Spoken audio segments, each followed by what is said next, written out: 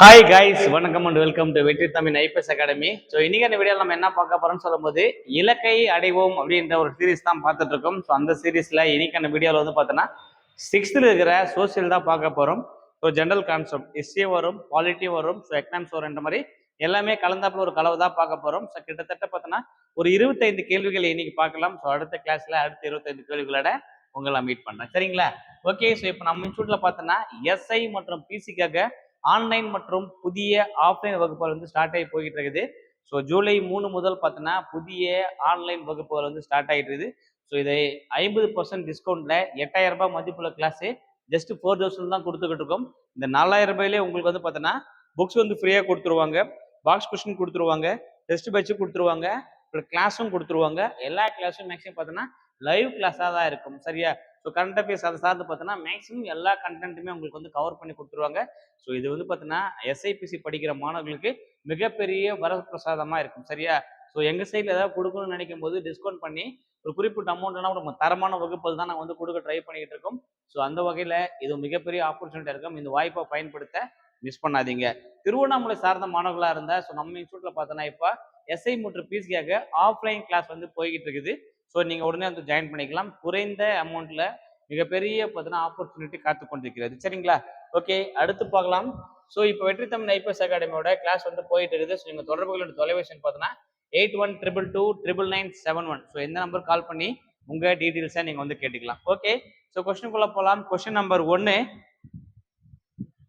பரிணாம நிலையில் நெருப்பின் பயனை அறிந்திருந்த மனிதன் யார் அப்படின்னு கேட்குறாங்க. ஸோ நெருப்போட பயனை யார் கண்டுபிடிச்சான்னு சொல்லும்போது நம்ம சிம்பிளா யோசிக்கும் போது சிக்கிமுக்கு கல் வச்சு கண்டுபிடிச்ாங்க அப்படின்னு சொல்லி கண்டுபிடிப்பாங்க. யார் அப்படின்னு பார்த்தோன்னா so option B, homo erectus. இவங்க தான் என்ன பண்ணியிருப்பாங்க, நெருப்பின் பயனை முதல்ல அறிந்திருந்தவர்கள்.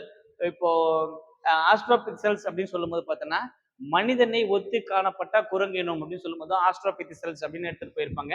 இப்போ நியாண்டர்தால் மனிதர்கள் அப்படின்னா நிமிர்ந்த நேரான நடை கொண்ட மனிதர்கள் நியாண்டர்தால் மனிதர்கள். இப்போ குரோ மேக்னன்ஸ் அப்படின்னு சொல்லும்போது நவீன மனிதனுக்கு முன்னாடி நவீன மனிதன் அல்லது முழுமையாக வளர்ச்சி அடைந்த மனிதன் சொல்லும்போது குரோ மேக்னன்ஸ் போயிருப்பாங்க. அடுத்து சார்நாத் கல்தூனை நிறுவியவர் யார் அப்படின்னு சொல்லும்போது சார்நாத் கல்தூன் மிகப்பெரிய ஃபேமஸ். ஏன்னா நம்ம அதுல இருந்து தான் நினைப்போம். இந்தியாவின் இலச்சின் 4 சின்னம் எடுத்திருப்பாங்க. அதில் காணப்படுகின்ற அசோக சக்கரத்தை பார்த்தோன்னா இந்தியாவின் தேசிய கொடியில வச்சிருப்பாங்க. அது காரணம் யாருன்னு சொல்லும்போது மௌரிய வம்சத்தை சேர்ந்த அசோகர் அவர்களே காரணமா இருப்பார். அசோகர் அவர்களே காரணமா இருந்திருப்பாரு, சரிங்களா? அடுத்து போலாம். கொஸ்டின் நம்பர் 3, இந்திய தொழில் துறை யாரோட உதவி நிறுவப்பட்டது? இந்திய தொழில் துறை யாருடைய உதவியுடன் நிறுவப்பட்டது அப்படின்னு போயிருப்பாங்க. ஏஎஸ்ஐ அப்படின்னு போயிருப்பாங்க. ஆர்கியாலஜிக்கல் சர்வே ஆஃப் இந்தியா அப்படின்னு சொல்லும்போது ஏஎஸ்ஐ. இது யாருடைய உதவியில் நிறுவிப்பான்னு பார்த்தோன்னா அலெக்சாண்டர் கன்னிங்காம். அலெக்சாண்டர் கன்னிங்காம் 1861 என்ன பண்ணிருப்பாங்க, நிறுவிருப்பாங்க. 1861 அலெக்சாண்டர் கன்னிங்காம் தான் இருப்பாங்க, நிறுவிருப்பாங்க. 1862 ஐ திங்க் சோ. ஓகே, அடுத்து Charles Mason and John Marshall James பிரின்ஸை அப்படின்னு போயிருப்பாங்க. இப்போ சார்ல்ஸ் மேசன் அப்படின்னு கொடுக்கும்போது என்ன பண்ணியிருப்பாங்கன்னா இப்போ 3 கான்செப்டை பிரிச்சுக்கு இது எல்லாமே பார்த்தோன்னா சிந்து சமவெளி நாகரிகத்தின் தொடர்புடையவர் தான்.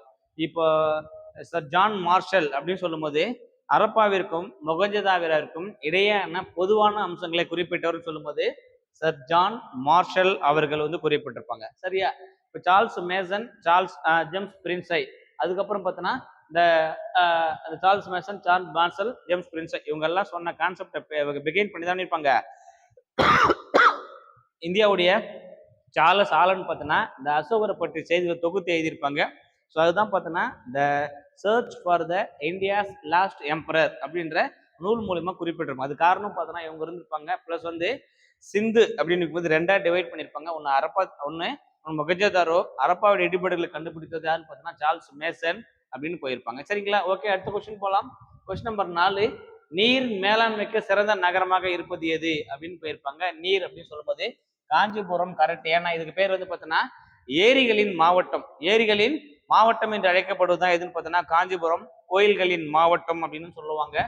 அடுத்து தஞ்சாவூர் அப்படின்னு எடுக்கும்போது ஸோ அட் ப்ரெசன்ட் சுச்சுவேஷன்ல பார்த்தோன்னா நெல் ஆராய்ச்சி மையம் ஆடுதுறையில் காணப்படுவது. ஸோ நெற்களஞ்சியம், தென்னிந்தியாவின் நெற்களஞ்சியம் என்று அழைக்கப்படுவதும் ஸோ எதுன்னு பார்த்தோன்னா தஞ்சாவூர் தான் குறிப்பிட்டிருப்பாங்க. இது சோழாட்சி. திருச்சி, மதுரைன்னு சொல்லும் போது வணிக நகரம், இது தூங்கா நகரம், நாலாங்காடி, அல்லாங்காடி இந்த மாதிரி வச்சிருப்பாங்க. கோவில் நகரம் இதெல்லாம் மதுரை. அடுத்து திருச்சி அப்படின்னு சொல்லும்போது உறையூர்.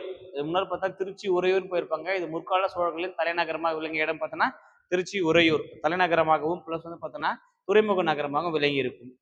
அடுத்து ஆசியாவின் மக்கள் அடர்த்தி ஒரு சதுர கிலோமீட்டருக்கு எவ்வளவு பேர் இருப்பான்னா ஒரு சதுர கிலோமீட்டருக்கு 143 பேர் 143 பேர் இருப்பாங்க. இதே ஐஸ்லாந்து எடுத்துக்கிட்டா 2 பேர் தான் இருப்பாங்க. ஐஸ்லாந்து பார்த்தோன்னா 2 பேர் தான் இருப்பாங்க ஒரு சதுர கிலோமீட்டர். அடுத்து மக்களாட்சியின் பிறப்பிடம் அப்படின்னு சொல்லும்போது கிரேக்கம். மக்களாட்சியின் பிறப்பிடம் கிரேக்கம் அப்படின்னு கொடுத்துருப்பாங்க. சரியா? ஸோ இதான் பார்த்தோன்னா மக்களாட்சியின் பிறப்பிடமா கருதப்படுறது.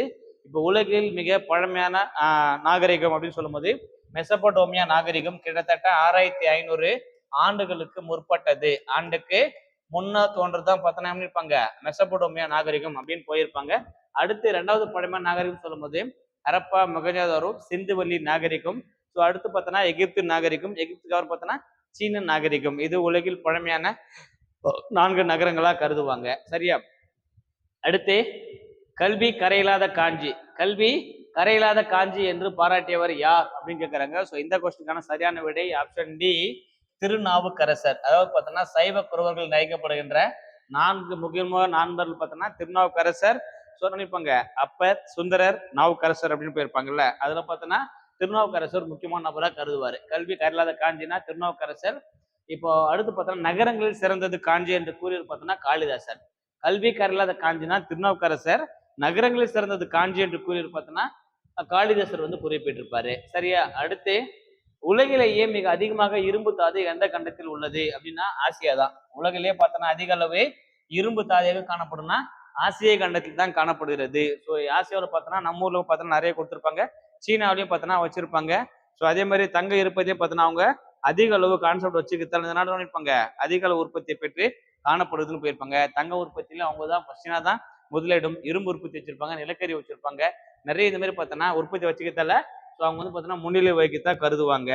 அடுத்து லட்சத்தீவையும் மினிக்காய் தீவையும் பிரிக்கின்ற கால்வாய் எது? லட்சத்தீவையும் மினிக்காய் தீவையும் பிரிக்கின்ற கால்வாய் எது அப்படின்னு கேட்கிறாங்க.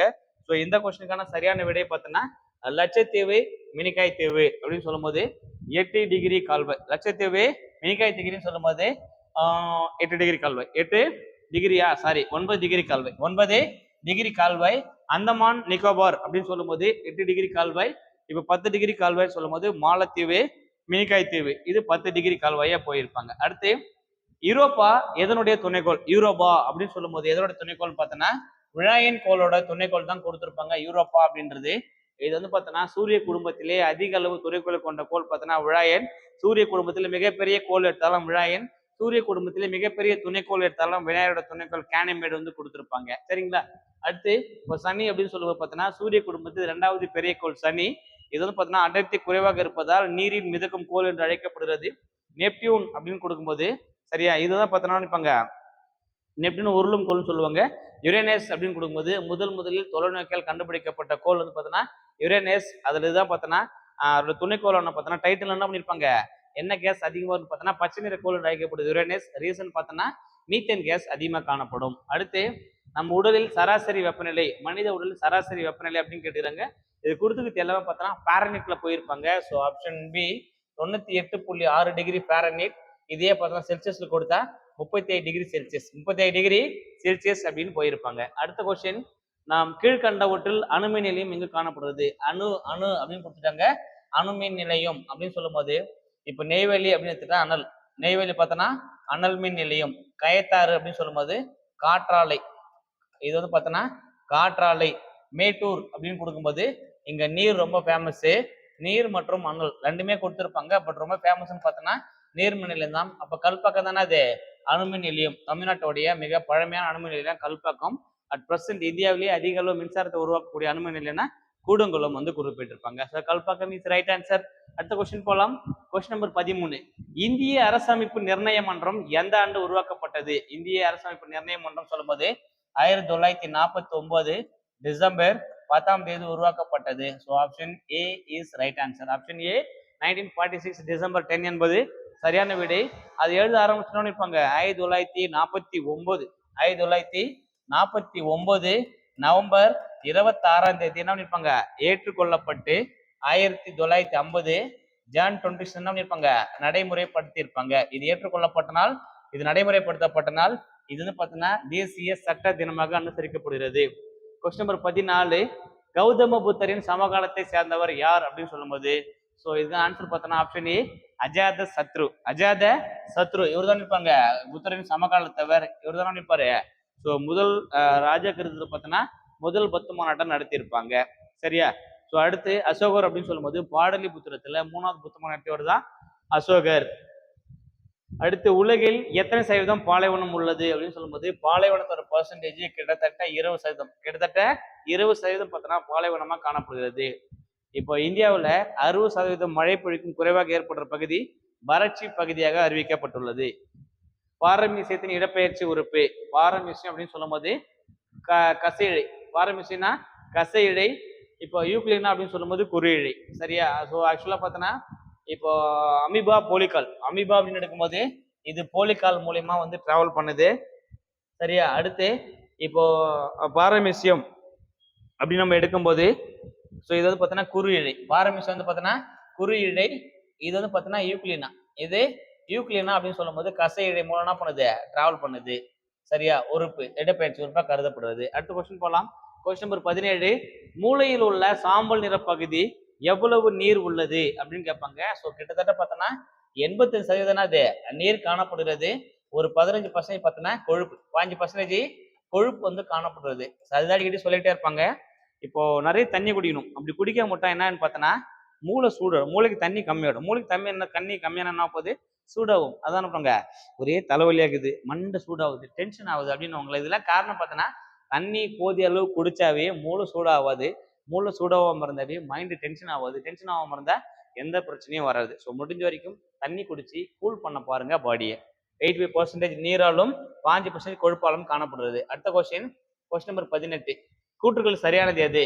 ஆசியாவின் மிக நீளமான நெடுஞ்சாலை AH-47. ஆசியாவின் மிக நீளமான நெடுஞ்சாலையை பார்த்தோன்னாக்கா AH-47 சொல்லுவாங்க. இது தவறு, இது தவறானது. அடுத்து ஒழுங்குமுறை சட்டம். ஒழுங்குமுறை சட்டம் 1773. இது கரெக்ட், இது கரெக்ட். ஸோ ஆப்ஷன் சி கூற்று 1 தவறு, 2வது கூற்று சரியானது. 2வது கூற்று சரியானது. Question number 19. திடக்கழிவு மேலாண்மை விதிகள் எந்த ஆண்டு உருவாக்கப்பட்டது? திடக்கழிவு மேலாண்மை விதிகள் எந்த ஆண்டு உருவாக்கப்பட்டது? ஸோ ஆப்ஷன் ஏ 2016ஆம் ஆண்டு உருவாக்கப்பட்டது. Option A 2016 is right answer. Stand up India திட்டம் அதேதான். ஸ்டார்ட் அப் இந்தியா திட்டமும் 2016ஆம் ஆண்டு தான் உருவாக்கி இருப்பாங்க. அடுத்த கொஸ்டின் போலாம். Question number 20. கீழ்கண்டவற்றில் துளசியின் மருத்துவ பாகம் எது?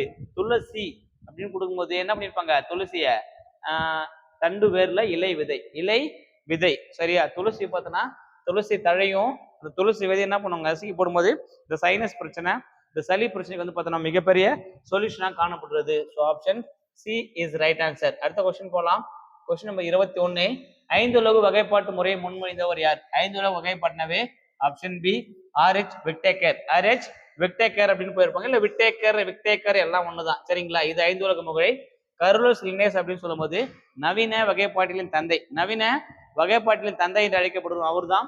ஸோ நவீன இருசொல் பெயர் முறையை வந்து பார்த்தோன்னா செயல்படுத்தியவர், இருசொல் பெயர் முறையை செயல் வடிவமாக்கியவர் பார்த்தோன்னா கர்லோஸ் லினேஸ் அவர்கள் தான் குறிப்பிட்டிருப்பாங்க. இப்போ அரிஸ்டாட்டில் அப்படின்னு எடுக்கும்போது அவர் தான் அப்படி பாரு விலங்குகள் இப்படி தாவரங்கள்னு வகைப்பாட்டை 2ஆ பிரிச்சவர் யாருன்னு பார்த்தோன்னா அரிஸ்டாட்டில். வகைப்பாட்டில் தந்தை பொதுவாக அவர் தான் குறிப்பிடணும். சரியா? அவர் தான் நினைப்பாரு தாவரங்கள் விலங்குகள் என்ன 2ஆ டிவைட் பண்ணியிருப்பாரு. அடுத்த கொஸ்டின் போலாம். Question number 22. மத்திய மருந்து ஆராய்ச்சி நிறுவனம் தலைமை எங்க உள்ளது? மத்திய மருந்து ஆராய்ச்சி நிறுவனத்தின் தலைமையிடம் சொல்லும்போது so option D Lucknow is right answer. லக்னோல தான் என்ன பண்றாங்க? மத்திய மருந்து ஆராய்ச்சி நிறுவனம் காணப்படுது. சென்னையில பார்த்தோன்னா மத்திய தோல் ஆராய்ச்சி தலைமையிடம் சென்னை. இப்போ புதுடெல்லியில் நிறைய தலைமையிடம் வச்சிருப்பாங்க. தேசிய இயற்பியல் ஆய்வகம் வச்சிருப்பாங்க. ஸோ நம்முடைய இந்தியாவின் கேபிட்டல் அங்கதான், உச்சநீதிமன்றம் அங்கதான் வச்சிருப்பாங்க, மேலாண்மை அங்கதான் வச்சிருப்பாங்க. இந்த மாதிரி நிறைய கேபிட்டல் எல்லாம் இருப்பாங்க, டெல்லிக்கு வந்து எடுத்துட்டு போயிருப்பாங்க. அடுத்து 23. ஸ்டேபஸ் எலும்பு எவ்வளவு நீளமுடையது அப்படின்னா 2.8 மில்லிமீட்டர். ஸ்டேபஸ் எலும்பு 2.8 மில்லிமீட்டர் நீளமுடையது. இதுவே மனித உடலில் காணப்படும் மிக சிறிய எலும்பு. மிக சிறிய எலும்பு 2.8 மீட்டர் வந்து பார்த்தோன்னா காது. ஸோ மனித காதோட நடுப்பகுதி வந்து காணப்படுவது நம்ம ஜவ்வுன்னு சொல்லுவோம். அந்த ஜவ்வு பகுதியில் காணப்படுவது தான் இந்த ஸ்டேபஸ் எலும்பு. இது ஒரு குருத்து எலும்புக்கு எடுத்துக்காட்டா போயிருப்பாங்க. அடுத்து முல்லை நிலத்திற்குரிய மக்கள் யாழ். முல்லை நிலம் அப்படின்னு சொல்லும்போது குறிஞ்சி, முல்லை, மருதம், நெய்தல், பாலை 5 வகை நிலங்களா கருதுவாங்க. இதுல குறிஞ்சி அப்படின்னு சொல்லும்போது மலையும் மலை சார்ந்த இடமும் அங்க வச்சு பார்த்தோன்னா குறவர் குரத்தி அப்படின்னுவாங்க. அடுத்து முல்லை நிலம்னா முல்லை நிலத்துல வந்து பார்த்தோன்னா காடும் காடு சார்ந்த இடமும் அங்க இருக்கு பார்த்தோன்னா ஆயர் ஆய்ச்சியர் அப்படின்னுவாங்க. அடுத்து வந்து பார்த்தோன்னா குறிஞ்சி முல்லை மருதம் மருதம் நிலம் சொல்லும் போது விவசாயம் பண்ணுவாங்கல்ல அவங்க வந்து உழவர் உழத்தியர் அப்படின்னுவாங்க. ஸோ அடுத்து பார்த்தோன்னா பா நெய்தல் நிலம் பார்த்தோன்னா பரதர் பரத்தியர் அப்படின்னு சொல்லுவாங்க. பாலை நிலத்தை பொறுத்த வரைக்கும் பார்த்தோன்னா இருப்பாங்க. ஸோ அவங்க வந்து பார்த்தோன்னா எய்னர் எய்த்தியர் அந்த மாதிரி எடுத்துட்டு போயிருப்பாங்க. சரியா? ஸோ ஓகே, இப்போ ஆப்ஷனை பார்த்துருவோம். முல்லை நிலத்திற்குரிய மக்கள் யாருன்னு கேட்பாங்க. முல்லை நிலத்தை பொறுத்த வரைக்கும் பார்த்தோன்னா ஆயர் ஆய்ச்சியர். ஆயர் என்பது சரியான விடை. இந்த குருவர் அப்படின்னு சொல்லும் போது இது குறிஞ்சி நிலத்துக்குரியது. இந்த உழவன் அப்படின்றது இது மருத நிலத்துக்குரியது. இது பார்த்தோன்னா நெய்தல் நிலத்துக்குரிய மக்களை குறிக்கிறது. அடுத்த கொஸ்டின் 25. மாங்குடியில் கண்டுபிட்டு தமிழ் புறாமை கல்வெட்டு. மாங்குடி அப்படின்னு சொல்லும் போது எங்க வரும்னு பார்த்தோன்னா மதுரை வரும். மதுரையை ஆட்சி பண்ணது யாருன்னு பார்த்தோன்னா பாண்டியர்கள். ஸோ ஆப்ஷன் சி பாண்டியர் இஸ் ரைட் ஆன்சர். இப்போ சேரர் அப்படின்னு சொல்லும் போது புகழூர் கல்வெட்டு. சேரரை பற்றி குறிப்பிடும் கல்வெட்டு புகழூர் கல்வெட்டு. இது 1810 நூல் வந்து பார்த்தீங்கன்னா குறிப்பிட்டிருப்பாங்க. சோழர்கள் அப்படின்னு சொல்லும் போது உத்திரமேரூர் கல்வெட்டு. சோழர்கள் சொல்லும் போது உத்திரமேரூர் கல்வெட்டு கிராம நிர்வாக அமைப்பட்டு முதலாம் பராந்தக சோழனோட பற்றி குறிப்பிட்ட கல்வெட்டு உத்திரமேரூர் கல்வெட்டு. பாண்டியர்கள்னா தமிழ் பிராமி கல்வெட்டுகள் அப்படின்னு போயிருப்பாங்க. சரியா? பல்லவர்கள் சொல்லும்போது அவங்களோட சிற்பக்கலைக்கு மிக சிறந்த எடுத்துக்காட்டு மகாபலிபுரத்தில் இருக்கின்ற ஒற்றை ரத சிற்பக்கற்களை கொடுத்திருப்பாங்க. சரிங்களா? ஓகே. காளிதாசர் யாருடைய அவையில் பணியாற்றினார்? காளிதாசர் அப்படின்னு சொல்லும் போது இரண்டாம் சந்திரகுப்தரோட அவையில தான் பார்த்தோன்னா காளிதாசர் வந்து பார்த்தோன்னா பணியாற்றி இருப்பாரு. அடுத்து இந்த சமுத்திரகுப்தர் அப்படின்னு சொல்லும் போது இந்த இரண்டாம் சந்திரகுப்தருடைய அப்பதான் யாருன்னு பார்த்தோன்னா சமுத்திரகுப்தர் அப்பதான் பார்த்தோன்னா முதலாம் சந்திரகுப்தர் அப்படின்னு போயிருப்பாங்க. அந்த முதலாம் சந்திரகுப்தருடைய அப்பதான் யாருன்னு பார்த்தோன்னா என்ன பண்ணிருப்பாங்க. ஸோ அந்த ஸ்ரீகுப்தர் அப்படின்னு வந்திருப்பாங்கல்ல. குப்தம் தோற்றுவித்தர் பார்த்தோன்னா ஸ்ரீகுப்தருக்கு பார்த்தோன்னா கடோத்கஜன். அவருடைய சிறந்த அரசர் பார்த்தோன்னா முதலாம் சந்திரகுப்தருக்கு அப்புறம் பார்த்தோன்னா சமுத்திரகுப்தர் இந்திய நெப்போலியன் என்று அழைக்கப்படுகிறார். ஸோ இவர் தானே இருப்பாங்க கவிராஜா அப்படின்னு சொல்லுவாங்க. இதுக்கப்புறம் பார்த்தோன்னா இரண்டாம் சந்திரகுப்தர் வராரு. அவர் தான் என்ன பண்ணிருப்பாங்க. ஸோ இவருக்கு வந்து பார்த்தா நிறைய பேர் கொடுத்திருப்பாங்க. கேசரி, விக்ரமாதித்யன் இந்த மாதிரி நிறைய பேர் வந்து பார்த்தோன்னா அழைக்கப்படுகிறார். சரியா? சிறந்த குமாரகுப்தர் அப்படின்னு சொல்லும்போது நாலந்தா பல்கலைக்கழகத்தை உருவாக்கியவர் குமாரகுப்தர். அடுத்து அசோகர் அப்படின்னு சொல்லும்போது மௌரிய வம்சத்திலே மிக சிறந்த அரசன் சொல்லும் போது அசோகர் தான் குறிப்பிட்டிருப்பாங்க. சரிங்களா? அடுத்து சூரிய சித்தாந்தா என்ற நூலை எழுதியவர் யார் அப்படின்னு சொல்லும்போது இந்திய வானில் அறிஞரான ஆரியப்பட்டர். இவர் தான் நினைப்பாங்க சூரிய சித்தாந்தா அப்படின்னு நூலை வந்து எழுதியிருப்பாங்க. பூமி ஒரு அச்சையை பற்றி சூழ்கிறது என்ற உண்மையை கண்டறிந்த முதல் இந்தியர் என்ற பெருமைக்குரியவரும் ஆரியப்பட்டர் தான். அவருடைய நினைவாக இந்தியா அனுப்பிய முதல் செயற்கைக்கோளுக்கு 1975 ஆரியப்பட்டா அப்படின்னு பெயர் வச்சு லான்ச் பண்ணியிருப்பாங்க இஸ்ரோ. அடுத்து இப்ப நிக்கோலஸ் கோப்பர்னிக்கஸ் அப்படின்னு சொல்லும் போது சூரிய மைய கோட்பாட்டை கூறியவர் தான் யாரு? Nicolas Copernicus. சரகர் அப்படின்னு சொல்லும் போது ஒரு மருத்துவர். சரகர் சொல்லும் போது மருத்துவராக குறிப்பிட்டிருப்பாங்க. விசாக தத்தர் அப்படின்னு சொல்லும்போது பார்த்தோன்னா முத்ராராட்சகம் என்ற நூலின் ஆசிரியர் தான் யாருன்னு பார்த்தோன்னா விசாக தத்தர். அடுத்து சட்டத்திற்கு முன் அனைவரும் சமம் என்று குறிப்பிடும் விதி ஆர்டிகல் 14 சட்டத்திற்கு முன் அனைவரும் சமம். ஸோ சட்டத்தின் விதி 15 பார்த்தோன்னா ஆண் பெண் பாகுபாடு காட்டக்கூடாது. ஸோ அடுத்து பார்த்தோன்னா 16 பார்த்தோன்னா பொது வாய்ப்பு பார்த்தோன்னா சம வேலை வாய்ப்பு 16. ஆர்டிகல் 17 பார்த்தோன்னா தீண்டாமை ஒழிப்பு. ஆர்டிகல் 18 இருப்பாங்க பட்டங்களை துரத்தல் அப்படின்னு குறிப்பிடுறோம். இது அடிப்படை விதிகள்ல பார்ட் 3. சரியா? அடிப்படை உரிமையை கொடுத்திருப்பாங்க. அடுத்து கொஸ்டின் நம்பர் 29. அப்துல் கலாம் தீவு எந்த மாநிலத்தில் அமைந்துள்ளது அப்படின்னு சொல்லுவோம். தமிழ்நாடு எடுத்துக்காத. ஆக்சுவலா option C Odisha is right answer. Option C Odisha என்பது சரியான. நம்ம எல்லாம் நினைச்சுப்போம் அப்துல் கலாம் அப்படின்னா Tamil Nadu is belongs to Tamil Nadu Rameswaram. அதனால தமிழ்நாடு நீ எதிர்க்காத. So Odisha is right answer. மயிலுக்கு போர்வை தந்தவர் யார்? அப்படின்னு கேட்பாங்க. ஸோ மயிலுக்கு போர் தந்தவர் பார்த்தோன்னா பேகனா. மயிலுக்கு போர்வை தந்து பார்த்தோன்னா பேகன் அப்படின்னு போயிருப்பாங்க. ஏன்னா முல்லைக்கு தேர் தந்தவர் பாரி. தேர் தந்தவர் பாரி அப்படின்னு கொடுப்பாங்க. தேர் பாரி. அடுத்து அதியமான் அப்படின்னு கொடுக்கும்போது அந்த மக்கள் வந்து பார்த்தீங்கன்னா இது கொடுத்ததுதான் அதியமான். ஆய் அப்படின்னு கொடுக்கும்போது அரிய வகை நெல்லிக்கனி கொடுத்தது பார்த்தீங்கன்னா அதியமான். அதியமான் சொல்லும் போது அரிய வகை நெல்லிக்கனி அவ்வையார் கொடுத்தவர் தான் அதியமானு. ஆய் பாரி பேகன் அப்படின்னு போயிருப்பாங்க. So Bacon is right. இவர் தானே பாரு மயிலுக்கு போர்வை தந்த வள்ளலாக கருதப்படுகிறார். அடுத்து கொஸ்டின் 31. லாக்டோபேசிலஸ் எந்த ஆண்டு தேசிய நுண்ணுயிராக ஏற்றுக்கொள்ளப்பட்டது அப்படின்னு சொல்லும்போது லாக்டோபேசிலஸ் 2012 ஆண்டு தேசிய நுண்ணுயிராக ஏற்றுக்கொள்ளப்பட்டது. ஸோ 2010 ஆண்டு பார்த்தோன்னா இருப்பாங்க தேசிய பாரம்பரிய விலங்காக ஏற்றுக்கிட்டு இருப்பாங்க. ஏனைய ஸோ டால்பின் 2010 ஏற்றுக்கிட்டு இருப்பாங்க. ஓகே. 2008 பார்த்தோன்னா தேசிய நதியாக கங்கை வந்து ஏற்றுக்கொள்ளப்பட்ட ஆண்டு. அடுத்து ஐகோல் கல்வெட்டு எந்த மொழியில் எழுதப்பட்டது? ஐகோல் கல்வெட்டு எந்த மொழியில் எழுதப்பட்டது அப்படின்னு கேட்குறாங்க. ஹைக்கல் கல்வெட்டுன்னு சொல்லும் போது என்ன பண்ணியிருப்பாங்க, ஸோ இது வந்து பார்த்தீங்கன்னா சான்ஸ்கிரிட்ல எழுதிட்டோம், சமஸ்கிருத மொழியில எழுதியிருப்பாங்க. பாலி அப்படின்னு சொல்லும் போது புத்தர்களுடைய முக்கியமான மொழியா பாலி இருந்திருக்கும். புத்த சரிதம் நூல் பார்த்தோன்னா பாலி மொழியில எழுதியிருப்பாங்க. பிராகிருதம் அப்படின்னு சொல்லும்போது அவங்க பேசப்பட்ட மொழி பிராகிருத மொழியா இருந்தாலும் அவங்க எழுதப்பட்டது பாலி. பாலி என்பது ஒரு வகையான வரியை பயன்படுத்துவாங்க. 1/6 வந்து பார்த்தீங்கன்னா பாலி வரி அப்படின்னு வசூல் பண்ணுவாங்க. அடுத்து திருப்பூர் குமரனுக்கு எந்த ஆண்டு அஞ்சல் தலை வெளியிடப்பட்டது அப்படின்னு சொல்லும்போது ஆப்ஷன் டி 2004. அவர் பிறந்து நூற்றாண்டு கருதுன்னு இருப்பாங்க. 2004ஆம் ஆண்டு அவருக்கு வந்து அஞ்சல் தலையை வெளியிட்டிருப்பாங்க. So option D is right answer. Option D is right answer. 2004ஆம் ஆண்டு தான் இருப்பாங்க அவருக்கு வந்து குறிப்பிட்டிருப்பாங்க. அடுத்து இந்திய அரசமைப்பு நாள். இந்திய அரசமைப்பு நாள் கேட்டாலும் சரி, சட்ட தினம் கேட்டாலும் சரி, நவம்பர் 26. ஜனவரி 26 அப்படின்னு சொல்லும்போது இந்தியாவுடைய குடியரசு தினம் ஜனவரி 26. ஆகஸ்ட் 15 சுதந்திர தினம். டிசம்பர் 26ன்றது பெரிய கான்செப்டா கொடுக்கல. சரியா? அடுத்தது பார்த்தீங்கன்னா டிசம்பர் 26 என்ன பண்ணிருப்போம்னா, இப்போ நம்ம ஊர்ல இருந்து பார்த்தோன்னா மேக்சிமம் இந்த சுனாமி அந்த மாதிரி சுனாமி ஏற்பட்டனால டிசம்பர் 26 கருதுவாங்க. அடுத்து அரசமைப்பு சட்டம் 2020 வரை எத்தனை முறை திருத்தப்பட்டுள்ளது? 2020 வரை எத்தனை முறை திருத்தப்பட்டுள்ளது அப்படின்னு கேட்டுறாங்க. ஸோ இந்த கொஸ்டின் சரியான விடை ஆப்ஷன் டி 104 முறை. 104 முறை திருத்தப்பட்டுள்ளது. உலகிலேயே முதலில் பெண்களுக்கு ஓட்டுரிமை அளித்த நாடு எது? உலகிலேயே முதலாக பெண்களுக்கு ஓட்டுரிமை அளித்த நாடுனா நியூசிலாந்து அப்படின்னு போயிருப்பாங்க. இவங்க தான் பார்த்தீங்கன்னா ஃபர்ஸ்ட் கொடுத்துருப்பாங்க. 1893 பெண்களுக்கு வாக்களிக்கும் உரிமையை அளித்த நாடு 1893 ஃபர்ஸ்ட் அவங்களுக்கு கொடுத்துருப்பாங்க. அடுத்து உலக மக்களாட்சி தினம் எந்த ஆண்டிலிருந்து கடைபிடிக்கப்படுறது? உலக மக்களாட்சி தினம் அப்படின்னு சொல்லும் போது செப்டம்பர் 15. செப்டம்பர் 15 இது உலக மக்களாட்சி தினம். ஸோ இது எப்போ வந்து கொண்டாடுவோம்னு பார்த்தோன்னா 2007ல இருந்து பார்த்தோன்னா கொண்டாடுவாங்க. சரியா?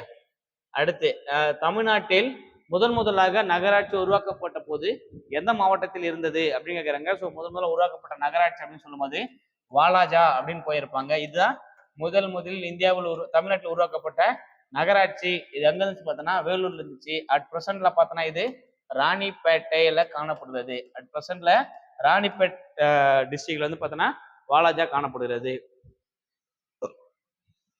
இந்தியாவில் உருவாக்கப்பட்ட முதல் மாநகராட்சி சொல்லும் போது மதராசப்பட்டினம் 1688 உருவாக்கியிருப்பாங்க. 1688 உருவாக்கியிருப்பாங்க. அடுத்து திட்டக்குழு தொடங்கப்பட்ட ஆண்டு. திட்டக்குழுனா பிளானிங் கமிஷன் 1950 மார்ச் மாசம் ஸ்டார்ட் பண்ணியிருப்பாங்க. 1950 மார்ச் 8ல ஸ்டார்ட் பண்ணியிருப்பாங்க. அதுக்கு ஆல்டர்னேட்டிவா கொண்டு வரப்பட்ட குழு தான் 2015 ஜான் 1. 2015 ஜான் 1ஆம் தேதி பார்த்தோன்னா நிதி ஆயோக் அப்படின்ற ஒரு குழு கொண்டு வந்திருப்பாங்க. இது திங்க் டேங்க் அப்படின்னு சொல்லுவாங்க. சிந்தனை குழு, மதியுரை குழு அப்படின்னு சொல்லி அழைக்கப்படுகிற நிதி ஆயோக் என்ற அமைப்பு வந்து கொண்டு வந்தார். அந்த தலைவர் பார்த்தோன்னா திட்டக்குழுவின் தலைவரும் நிதி ஆயோக்கின் தலைவரும் பார்த்தோன்னா பிரதமர் தான். சரியா? இதுக்கு மாறா கொண்டு வரப்பட்ட குழு தான் அது. அடுத்து அந்திவெள்ளி என்று அழைக்கப்படுவது எதுன்னு பார்த்தோன்னா வெள்ளி தான். அந்திவெள்ளி, விடிவெள்ளி அப்படின்னு அழைக்கப்படுவது எதுன்னு பார்த்தோன்னா வெள்ளிக்கோள் தான் அழைப்பாங்க. அந்திவெள்ளி, விடிவெள்ளி. அடுத்த கொஸ்டின் போலாம். Question number 41. புவிக்கு அருகில் உள்ள விண்மீன் திரள். புவிக்கு அருகில் அப்படின்னு கேட்டுக்கிறாங்க. அருகில் உள்ள விண்மீன் கேட்கல, விண்மீன் திரள் அப்படின்னு கேட்டிருப்பாங்க. ஸோ அருகில் பார்த்தோன்னா ஆல்பா சென்ட்ரி. சரியா? ஆல்பா சென்ட்ரி அப்படின்னு எடுத்துட்டு போயிருப்பாங்களா? ஸோ விண்மீன் திரள் கேட்டுக்கிறாங்க. விண்மீன் கேட்டா ஆல்பா சென்ட்ரி. விண்மீன் திரள்னா ஆண்ட்ரோமேடா 1, மெகல்னிக் கிளவுட்ஸ் 1. ஸோ இது ரெண்டு சேர்ந்தானு இருப்பாங்க. Option D, A and C is right answer. இது நட்சத்திரம். இது அருகில் உள்ளது நட்சத்திரம். விண்மீன் அப்படின்னு கேட்டிருந்தாங்கன்னா ஆல்பா சென்ட்ரி. விண்மீன் திரள்னு கேட்டதால ஆண்ட்ரோமேடோ, மெகல்னிக் கிளவுட்ஸ் அப்படின்றதால ஏ மற்றும் சி இஸ் ரைட் ஆன்சர். அடுத்த கொஸ்டின் போலாம். Question number 42. எந்த கோளில் பலத்த காற்று வீசும்? பலத்த காற்று வீசக்கூடிய கோள் எது அப்படின்னு சொல்லும் போது ஸோ ஆப்ஷன் சி நெப்டியூன். இதுதான் பார்த்தோன்னா பலத்த கோள் வீசக்கூடிய கோள். இது உருளும் கோள் என்றும் அழைக்கப்படுகிறது. பூமி கிடையாது, சனி கிடையாது, யுரேனஸ் கிடையாது. ஸோ நெப்டியூன் தான் ஆன்சர் ரைட். அடுத்த கொஸ்டின் 43. சர்வதேச மலைகள் தினம். மலைகள் சொல்லும் போது டிசம்பர் 5 வந்து பார்த்தோன்னா இது மண் தினம். இது மண் தினமாக கருதப்படுகிறது. ஸோ டிசம்பர் 10 அப்படின்னு சொல்லும் போது இதெல்லாம் இருப்பாங்க மனித உரிமை தினம். ஸோ மற்றும் பார்த்தோன்னா இப்போ நோபல் பிரைஸ் தராங்களே, நோபல் பிரைஸ் டேவும் அதேதான். நோபல் பிரைஸ் டேவும் பார்த்தோன்னா டிசம்பர் 10 தான். டிசம்பர் 11 தானே இது சர்வதேச மலைகள் தினமாக கொண்டாடப்படுகிறது. சர்வதேச மலைகள் தினமாக கொண்டாடப்படுகிறது. கொஸ்டின் நம்பர் 44, உலகின் பெரும் மருந்தகம் என்று அழைக்கப்படுவது எது அப்படின்னு சொல்லும்போது வெப்பமண்டல மழைக்காடுகள். வெப்பமண்டல மழைக்காடுகளை கருதுவாங்க. சரியா? அயன மண்டலம் அல்லது வெப்பமண்டல மழைக்காடுகள் இதுதான் உலகின் பெரும் மருந்தகம். எடுத்துக்காட்டு அமேசான் காடுகள். அமேசான் காடுகள் வந்து குறிப்பிட்டிருப்பாங்க. சரிங்களா? அடுத்த கொஸ்டின் போலாம். கொஸ்டின் நம்பர் 45, கங்கை நதி எந்த கடலில் கலக்கிறது? கங்கை எந்த கடலில் கலக்கிறது அப்படின்னு பார்க்கும்போது கங்கை உற்பத்தி ஆகி என்ன பண்ண போகுது? கங்கை சிந்து. ஸோ கங்கை உற்பத்தி ஆகிட்டு அப்படியே வந்து வங்காள பகுதியில் வந்து பார்த்தோன்னா பே ஆஃப் பெங்கால் வங்காள விரிகுடால தான் போயிட்டு கலக்கிறது. இந்தியாவின் நீளமான நதி கங்கை நதி 2525 போயிருப்பாங்க. சரியா? இது வந்து பார்த்தோன்னா உற்பத்தியாளரும் பார்த்தோன்னா கிட்டத்தட்ட இமயமலை பகுதி மானசோர் ஏரி பக்கத்தில் தான் பார்த்தா கங்கையார் உற்பத்தி ஆகுது. சிந்து நதி பக்கத்தில் தான் அதுவும் உற்பத்தி ஆகுது. சிந்து பிரம்மபுத்திரா கங்கை எல்லாம் பக்கத்துல உற்பத்தி ஆகி என்ன பண்ணுது? அப்படியே சுத்திக்கிட்டு வந்து என்ன பண்ணுது? மிகப்பெரிய டெல்டாவான கங்கை பிரம்மபுத்திர டெல்டா உருவாக்கிட்டு வெஸ்ட் பெங்கால் பக்கத்துல என்ன பண்ணுது? அப்படியே போயிட்டு கடல்ல போயிட்டு கலக்கிறது. வங்காள விரிகுடால ரைட் ஆன்சர். அடுத்த கொஸ்டின் 46, 3 நாகர்களின் தாயகம் என்று அழைக்கப்படுவது எது? 3 நகரங்களின் தாயகம், 3 நாகரிகங்களின் தாயகம் என்று அழைக்கப்படுவது எதுன்னு பார்த்தோம்னா ஆசிய கண்டம். சரியா? ஸோ ஆசிய கண்டம் இஸ் ரைட் ஆன்சர். ஐரோப்பா கண்டம், ஆஸ்திரேலியா கண்டம், ஸோ அதுக்கப்புறம் பார்த்தோன்னா ஆசிய கண்டம். இது மாதிரினா 3 நாகரிகளின் தாயகமாக ஆசிய கண்டம் விளங்குகிறது. அடுத்த கொஸ்டின் போலாம். 47, ஐரோப்பா கண்டத்தின் முதன்மை சமயம். ஐரோப்பா அப்படின்னு எடுக்கும்போது பார்த்தோன்னா கிறிஸ்டியானிட்டி. அப்ப கிறிஸ்துவம் இஸ் ரைட் ஆன்சர். கிறிஸ்துவம் என்பது சரியான விடை. இஸ்லாமின்னு எடுக்கும்போது பார்த்தோன்னா இந்த கட்டா கண்ட்ரிலாம் இருக்குல்ல, ஸோ ஜெருசலம் அந்த சைடு பார்த்தோன்னா கிறிஸ்துவம். இப்போ இஸ்லாமியம் சொல்லும் போது நபிகள் நாயகன் வந்தாருல்ல, அந்த பாக்தாத்து அரேபிய அதெல்லாம் பார்த்தோன்னா இஸ்லாமிய கண்ட்ரி. இப்போ புத்தம் சமணம் சொல்லும் போது நிறைய இடத்துல ஸ்பிரிட்டா தான் காணப்படுது. கொஸ்டின் நம்பர் 48, இந்தியாவின் வழியே எத்தனை தீர்க்க கோடுகள் செல்கின்றது? தீர்க்க கோடுகள் சொல்லும் போது 29. ஸோ 10th புக்ல போகும்போது பார்த்தோன்னா அரௌண்ட் பை 30 கொடுத்துருப்பாங்க. அரௌண்ட் பை 30 அப்படின்னு கொடுத்துருப்பாங்க. So 30 or 29 based on option 29 என்பது சரியான விடை. கொஸ்டின் நம்பர் 29, உலகின் சிங்கம் என அழைக்கப்பட்டவர் யார்? உலகின் சிங்கம், அவனி சிங்கம் அப்படின்னு சொல்லுதான் உலகின் சிங்கம் அப்படின்னு சொல்லுவாங்க. யார் அழைச்சிருப்பான்னு பார்த்தோன்னா சிம்ம விஷ்ணு, அவனி சிம்மன் அப்படின்னு சொல்லுவாங்க. அதுதான் சிம்ம விஷ்ணு. உலகின் சிங்கம்னா அவனி சிம்மன், சிம்ம விஷ்ணு தான் அப்படி அழைப்பாங்க. அடுத்து தற்போது கிராண்ட் மாஸ்டர் பட்டம் வென்றவர் யார்? தற்போது கிராண்ட் மாஸ்டர் பட்டம் வென்றவர் யார் அப்படின்னு சொல்லும்போது பிரணானந்தா தான் கொடுத்திருப்பாங்க. சரியா? ஸோ அவர் தான் பார்த்தோன்னா வின் பண்ணியிருப்பாரு. அவரு மற்றும் அவருடைய சகோதரி 2 பேரும் நினைப்பாங்க இந்த கிராண்ட் மாஸ்டர் பட்டம் வந்து வாங்கியிருப்பாங்க. அதாவது பார்த்தோன்னா செஸ் ஒலிம்பியாட்ல வந்து பார்த்தோன்னா வேர்ல்டு சாம்பியன்ஷிப்பை வந்து வின் பண்ணிருப்பாங்க. அப்புறமா கார்ல்சன் இருப்பாங்கல்ல, கார்ல்சன் தான் பார்த்தோன்னா ஃபர்ஸ்ட் சாம்பியன்ஷிப் வென்னிருந்தாரு. செகண்ட் பிளேஸ் பிடிச்சாங்க. அதுக்கப்புறமா இவரும் வின் பண்ணியிருப்பாரு. இவருடைய அக்கா பார்த்தோன்னா அவங்களுமே வின் பண்ணியிருப்பாங்க. சரியா? ஸோ இன்னைக்கு பார்த்த இந்த 50 கொஸ்டினுமே ரொம்ப ரொம்ப இம்பார்ட்டன்ட் கொஸ்டின், ரொம்ப யூஸ்ஃபுல்லான கொஸ்டின்ஸ் தான். மேக்ஸிமம் கொஸ்டின்ஸ் வந்து எக்ஸாம் பாயிண்ட் ஆஃப்ல நேரடியாக கேட்கக்கூடிய டாபிக்ஸ் தான் வந்து டிஸ்கஸ் பண்ணியிருக்கோம். இந்த கேள்விகள் எல்லாமே ரொம்ப யூஸ்ஃபுல்லாக இருந்திருக்கும்னு நினைக்கிறேன். ஸோ அப்படி யூஸ்ஃபுல்லாக இருந்துச்சுன்னா இந்த வீடியோக்கு ஒரு லைக் போட்டுருங்க. ஸோ மறக்காம உங்கள் ஃப்ரெண்ட்ஸுக்கும் ஷேர் பண்ணி விடுங்க. ஸோ திரும்ப சொல்கிறேன், நம்ம இன்ஸ்டியூட்டில் பார்த்தோன்னா எஸ்ஐ மற்றும் பிசியாக ஆன்லைன் மற்றும் ஆஃப்லைன் கிளாஸ் அவைலபிளாக இருக்குது. ஸோ நீங்கள் யாராவது ஜாயின் பண்ணணும்னு நினச்சிங்கன்னா டிஸ்கிரிப்ஷனில் கொடுத்துற நம்பருக்கு கால் பண்ணி உங்கள் டீடைல்ஸை கேட்டுக்கலாம். சரியா? ஸோ இன்னொரு கண்டென்ட்டோட இன்னொரு வீடியோவில் உங்களை அடுத்த கிளாஸில் மீட் பண்ணுறேன். ஸோ தொடர்ந்து இணைந்திருங்கள். பயணிப்போம் அரசு அதிகாரிகளே. வெற்றி தமிழ் ஐபிஎஸ் அகாடமியுடன். நன்றி, வணக்கம். Thank you so much.